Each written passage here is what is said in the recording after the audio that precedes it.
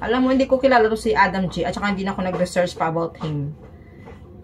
Sino man siya, basta ito lang, panoorin mo natin about sa sinabi niya kay Miss Universe Chelsea Manalo. And I'm no longer sugarcoating it because this is how I really feel. And I don't want to, you know, to cajole or trick you in coming out with euphemisms, you know, sugarcoating or positive scripting in supporting Chelsea. I love Chelsea. I in fact supporting her, but I just want her to step it up. She really needs to wake up. She really has to put herself out there because the ratings are going. The crown won't be given to her so easy this time. She really has to fight head to head, toe to toe, again with all these Latinas who were lording it over in last night's show. Kumain ka na. Yun ang sinabi niya. Kailangan daw magising ni Miss Universe Chelsea Manalo.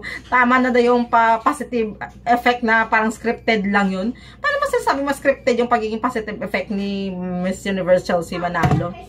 Oh my God. Adam G, sino ka ba? Hindi ka at saka hindi ako nagkaroon ng interest na i-search ka pa o research ka pa. Anyway, ba't stress na stress ka? Ba't ikaw yung may pressure? Ikaw yung sumabak doon. Hindi ko talaga maintindihan no? Ikaw yung pressured na kailangan kailangan umangat si Miss Universe Chelsea Manalo, bla bla bla, etc. Hindi mo nakita kahit nga noon yung dating Miss Universe natin na si Michelle D, ginawa nga niya lahat, as in lahat. Ano nangyari? Diba hindi? Wala. O hanggang top 10 lang. Ito pa, continue natin. Natatawa talaga kasi ako dito sa kanya eh. Yun, that's my take about the whole thing on Chelsea yesterday. She really felt flat. But having said that, guys, I still think she would really make it to top 30 easily. She would still be up there. She will definitely make it to top 30. What I am worried about is her performance from top 30 going to top 12 on tomorrow night. If she will still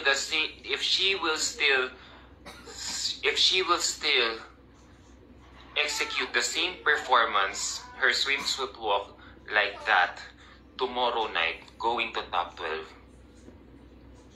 I'm afraid she won't make it to top 12. If her performance last night is what she will give again tomorrow night, kontento na ako maging top 30 na tayo. Kontento na ako maging top 30 tayo. Kasi natatawa talaga ako sa kanya mag-reaction. Yung sinasabi niya. Talagang siya yung pressured talaga, no? Tapos, bakit pinangungunahan mo si Miss Universe Chelsea Manalo about sa execution niya for tomorrow? No, hindi naman kasi natin alam talaga kung ano talagang naglalaro sa utak ni Miss Universe Chelsea. Hindi nga siya pressure, di ba? At nakikita din naman natin na ginagawa naman ni Miss Universe natin ang best niya. At maganda nga yun eh, yung pasimple lang maging humble mo na yung ganung way. Na and then we don't know, basta ako hindi ako mag-expect too much about her for tomorrow. Basta andun na suporta ko. Pero yung stress ka talaga, no? Ako masaya naman ako makapunta silang top 30. Kung hindi talaga para sa kanya, ang corona, hindi talaga para yan sa kanya. Kahit ano pang gawin mo, na maging feeling perfect ka sa lahat ng gagawin mo, kung hindi talaga para sa'yo, yan hindi para sa'yo. Yun ang masasabi ko. Yun ang napakasimple lang naman talaga yan eh. Diba yun ang kasabihan na pag hindi para sa sa'yo isang bagay, kahit ano pang ano, hindi mo pwedeng ipilit. O tingnan mo kay Michelle D. Ano nang niya? Wala.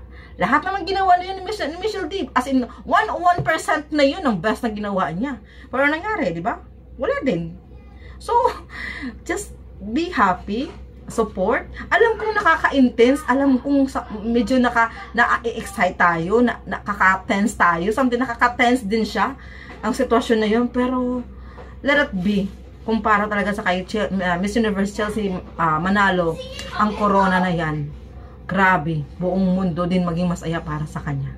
Kasi naunahang maging ang reyna, at lalong Pilipina na makasuot ng ginawa ng kapwa nating Pinoy ang corona. Yun lang. God bless na lang sa inyong lahat. Bye!